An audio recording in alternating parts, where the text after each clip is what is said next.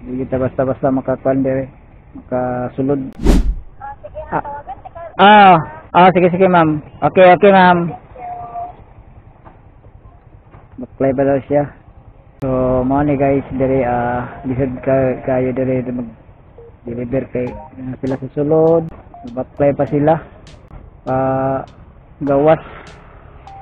So, mo na dire tama na kita ng mga delivery rider dire tama sa gawas.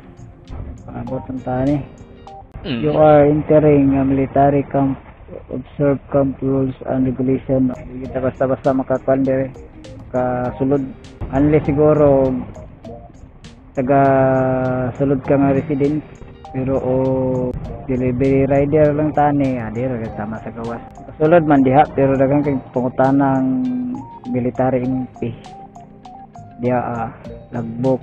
Ang gawas sulod rani kada mga sundalo nga diya puyo sulod. So na dagan to gabok sa una, pero kuya sa lagbok siguro kay para mga delivery rider mangkon ka pick up dili ra gawas maghulat latan pa na ako si madam mo kay gakuan pa siya gabaklay kasi ma'am.